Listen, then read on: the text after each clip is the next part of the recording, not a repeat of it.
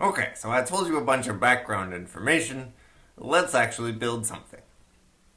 A question that may have come to your mind is, where do we get all these rules that describe how language works? And the answer is not that I'm going to write them down. That would be way too much work. Instead, somebody found a bunch of undergraduates to write it down for them.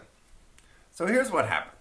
In the 90s, the University of Pennsylvania started a project called the Penn Tree Bank Project, where they took a bunch of sentences from the Wall Street Journal and annotated them with their syntactic structure. And what syntax did they use to annotate them? Well, of course, they used scheme-style lists. So this is an actual excerpt from the data set that everybody uses in order to learn how to parse English. And it says, once upon a time, you can find the words, which are the ends of the leaves, so parts of the tree here. Once upon a time, the Wall Street Journal said, in an October 19th review of The Misanthrope at Chicago's Goodman Theater, revitalize classics, take the stage in Windy City, blah, blah, blah. So here's some long sentence. And then here's a short sentence that comes after it. Ms. Hagg plays Elianti. Okay, so there's long sentences, there's short sentences, but the important part is that every part is annotated with its syntactic structure. And there's just lots and lots and lots and lots of these, which means that we can learn rules just by looking at these different examples. Okay, so step one.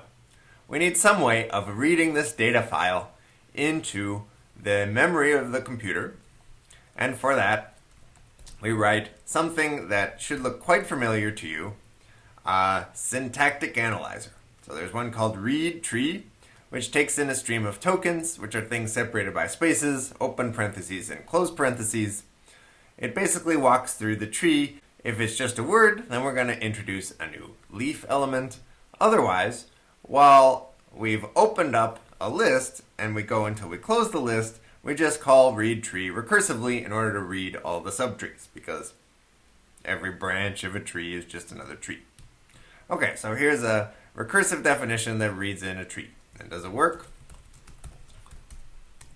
Well, if I create trees by calling read trees on the file called WSJ for wallstreetjournal.txt, then I get an iterator over all the trees. And now we can read each of them in and say, here's all the contents. In an October 19th review of The Misanthrope, blah, blah, blah, blah, blah. And if I get the next tree after that, I'll get Ms. Hogg plays Elianti. Okay, so people actually annotate real sentences. And that's important because we don't want to make up how language works and be wrong. We want to observe how language is used and just annotate that instead. Once we have a bunch of sentences that are fully annotated with their syntactic structure, we can read off rules. So here's another program called rules.py, which goes through a tree and yields all of the rules, where a rule is just a single level expansion. So the tag at the top, followed by the tag of each of the children. And you can see that rules is also recursive because it's walking through the tree. So the first thing it does is it yields the rule at the top of the tree, and then for every branch, it yields all the rules in the branch. So what happens when we actually run this? Well, we can take Wall Street Journal, which is the original trees. We can pipe it through the program that extracts rules, and we can look at those rules. And we see rules that say things like, I can take a sentence and expand that as a prepositional phrase, followed by a comma, followed by a noun phrase, a verb phrase, and then a period. And a prepositional phrase could be a preposition followed by a noun phrase. So, in the dark is a prepositional phrase, etc. So we see all these rules. And these are observed from actual sentences that appeared in the Wall Street Journal. Okay, so then we want to aggregate those rules to see which ones happen frequently and which ones happen less frequently. So we can sort this list, which will sort by the tag at the top of the rule, and then we can pipe it through another program.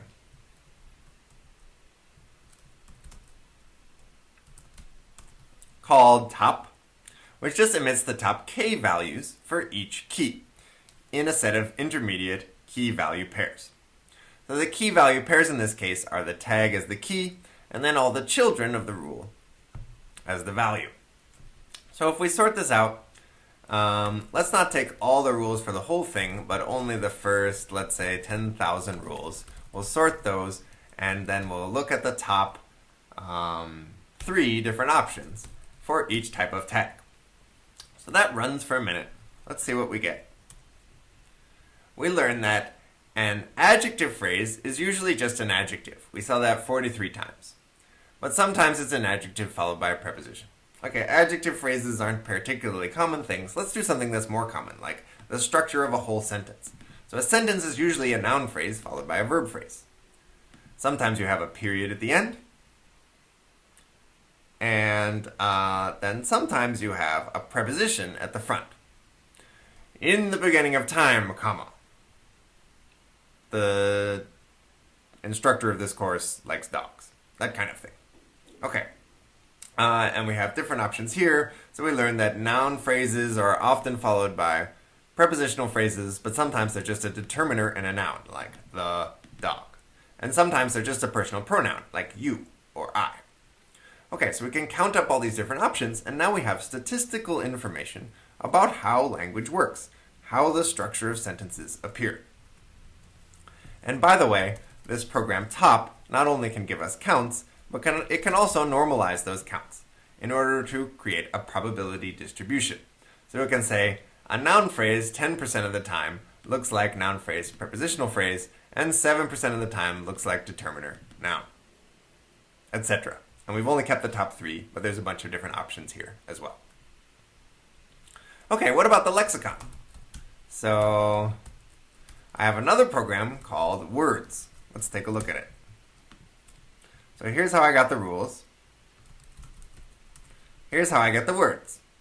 I go through each tree and all the trees in the corpus that's been annotated by the poor undergraduates, and I omit the word in its lowercase form along with its tag. Well, you get the words from a tree by, well, if you're looking at a tree, then you have to go through all the branches and get the words from those. Otherwise, you're looking at just a leaf, and so you can yield the word in the leaf and then the tag. So if we start looking at what comes out in the words program when run over the whole syntactically annotated corpus, what we're getting are the actual words in an October 19th review of, quote, the misanthrope, etc. And then the syntactic tag that's right above each one of those, so that we know how it's typically tagged. And we have some special symbols that we've inserted, so this means the beginning of the sentence, and down here we have something representing the end of the sentence, so that we can tell in the structure of a sentence which comes at the beginning and what comes at the end. Okay, so now we have all this vocabulary. We can do a similar sort of thing where we just take the first 10,000 words, we sort those, and we pipe them into top.py, keeping the top 3 versions of each, and we'll see what we get out. So we get out all kinds of stuff. We learned that all these numerals that showed up in the text should be something that's tagged as a numeral, which is the tag CD in this corpus. What else do we have? We have things like ago versus aggressive is an adjective, agency is a noun, age can be a noun or it can be part of a proper noun, etc. So we're basically learning what are all the words in the world and what tags do they tend to have. And a few of them will get tagged by different options. Though for the most part, words have just one tag. We will occasionally have to disambiguate them. Okay, so that's kind of interesting. What I've done is instead of just taking the first 10,000, I've taken the whole corpus, which takes a few minutes, and put them into 2 files. One's called the grammar. So these are all the rules, all the ways of expanding an adjective or a sentence, etc. And we keep the top 50 of those. And then we have what's called the lexicon, which is all the words that show up anywhere in the corpus and what tags they tend to get, along with the probability distributions for each one. So if we look inside the lexicon for everything that has the word draw in it, we'll see things like the word draw itself is usually a verb 80% of the time. Sometimes it's a noun. Like, this game is a draw. But then there's also these other words that contain the word draw in them. So drawback is always a noun. Drawbacks is always a plural noun. Drawing can be either a gerund or a noun. I like your drawing, or drawing is fun. And then drawl and drawn and draws. Some of these are related to the original word draw, and some of them just happen to have the same spelling. But I figured I'd show you all the different variety that appears in a corpus like this. So you get a sense that this is very broad coverage of how the English language works.